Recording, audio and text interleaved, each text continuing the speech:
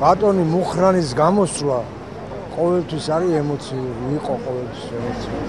და ამ დარბაზის წინ გამოვიდა, გასაგებელია კარგი სიტყვა და სადღაც რამოდენიმე წინადადება ქონდა კომუნიკა, რომ უცებ წაიქცა სცენაზე.